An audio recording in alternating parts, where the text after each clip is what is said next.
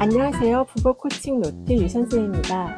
오늘은 초등 독서 코칭에 대해 이야기해 볼 텐데요. 먼저 초등 저학년입니다. 초등 저학년은 독서 취향이 분명해지고 독서 습관이 자리 잡는 시기인데요.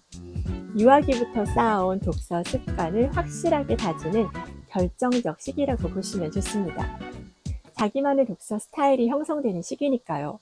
바람직한 독서 습관과 태도를 가질 수 있도록 지도하시는 게 중요하겠죠. 무엇보다 독서에 긍정적인 태도를 갖게 하는 게 포인트가 될 텐데요. 일단 독서가 즐거워야지 재미없는 학습이나 노동이 돼서는 안 되겠죠. 초등 저학년은 아직 학원도 적게 다니고 학습에 덜 매이기 때문에 책을 많이 읽을 수 있는 시기입니다. 책을 읽으면서 책임, 평등, 존중, 공생 같은 사회적 가치를 배우고 다양한 문화와 역사에 대한 이해를 높일 수 있어요. 체계적인 독서가 이뤄지면 지식 습득은 물론이고요. 학습에 제대로 도움받을 수 있습니다. 책만한 가정교사가 없어요. 저희 집 얘기를 잠깐 해보면요. 큰아이는 초등 저학년 때 이미 독서 습관이 잘 잡혀 있었습니다. 지금도 기억하는데요. 아이가 수업 마치고 집에 오면 아파트 현관에 서서 신발도 채 벗지 않은 상태로 엄마, 오늘은 무슨 책 빌려왔어요? 할 정도였습니다. 당시 전 아이를 등교시키고 나면 아이가 읽을 책을 제출하기 위해 일산 지역 도서관을 투어하다 싶을 정도로 다녔습니다. 아이의 저 한마디에 힘든 줄 모르고 다녔던 것 같아요. 아이는 학원에 다니지 않았기 때문에 집에 오면 책 읽고 노는 게 전부였으니까요. 수학 선행조차 하지 않았을 때였습니다. 수학 선행을 4학년 초부터 시작했어요. 물론 집에서요. 초등 저학년 때는 아이의 그릇을 만드는 데 집중했어요. 아이는 한글책, 영어책 가리지 않고 정말 많은 책을 닥치는 대로 읽었습니다. 한글, 영어책 모두 책 수준이 또래 아이들을 훨씬 웃돌았어요.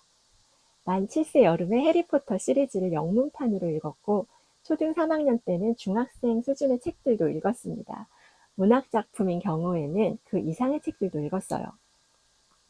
독서 능력이 이쯤 되니까 여러 면에서 기본기가 탄탄했죠. 상식도 많았고요. 학교 시험 정도는 준비 없이 그냥 가서 봤습니다. 근데 작은 아이는 달랐어요. 독서 습관은 잡혀 있었지만 독서량이 상대적으로 부족했거든요.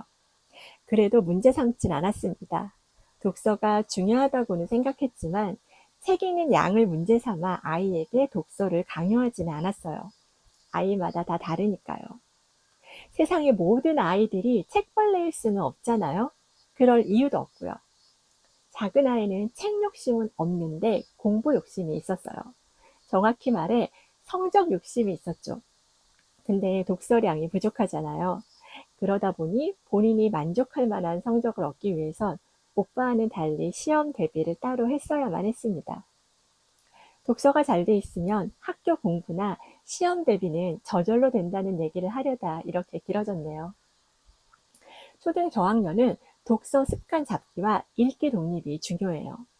읽기 독립은 됐는데 부모가 읽어주는 걸 아이가 더 좋아하면 부모님이 읽어주시는 것과 아이가 혼자 읽는 것을 적절히 병행하시면 됩니다.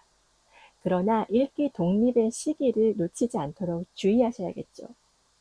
초등 저학년 때는 아이가 독서에 재미를 붙이면 일단은 성공하신 거예요. 자녀가 초등학교에 입학하면 부모님들은 아이의 공부 습관 들이기에 골몰하게 되는데요. 독서 훈련으로 공부 습관을 잡을 수 있다는 거 기억하시고요. 또 많은 학부모님들이 경쟁적으로 아이를 학원에 등록시키시느라 바빠지시는데요. 학원의 대표 전략이 바로 선행학습 아닙니까? 경험적으로 봤을 때 책 읽기만한 경제적이고 확실한 선행학습도 없는 것 같아요. 먼저 풍부한 독서 환경을 만드시고요. 체계적인 독서 계획을 세우신 다음 제가 앞서 소개한 자녀의 발달과 요구에 맞는 맞춤식 독서 코칭을 실천해 보십시오. 흥미로운 독서 활동도 계획해 보시고요. 아이는 초등 독서를 통해 학습 능력을 기르게 됩니다. 자, 이제 초등 고학년으로 가볼까요? 초등 고학년이 되면 자기주도 독서가 가능하죠.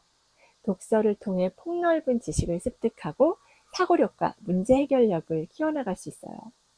초등 고학년만 돼도 독서에 대한 호불호가 분명해지는데요. 독서 훈련이 잘 돼 있고 아이가 독서에 제대로 흥미를 붙였으면 책 읽는 즐거움이 한없이 증폭됩니다. 사고력, 이해력, 표현력, 창의력이 개발되고 다양한 관점이 있을 수 있다는 것을 아이가 이해하게 되죠. 초등 고학년만 돼도 학업량은 계속 늘고 공부는 어려워지죠. 스트레스가 쌓이기 시작해요. 아이는 자신이 좋아하는 책을 읽으면서 학업적인 부담에서 잠시 좀 떨어져 있을 수 있고요. 관계에서 오는 어려움과 실생활에서 겪는 어려움을 푸는 지혜를 책에서 얻을 수 있습니다. 또 초등 고학년은 쓰기 중심 독서가 활발하게 이루어지는데요. 그래서일지 이 시기에 약속이나 한 듯 많은 학부모님들이 논술학원의 문을 두드리십니다. 아이에게 강제로라도 책을 읽히고 서술형 문항 작성에도 도움받고 진로를 위한 독서 포트폴리오나 독서 이력을 만들기 위해서겠죠. 그러나 중국 당나라 시인 두보는 독서파 만권 하필려 유신이라고 했습니다. 만권의 책을 읽으면 글쓰기가 신의 경지에 오른다는 거죠.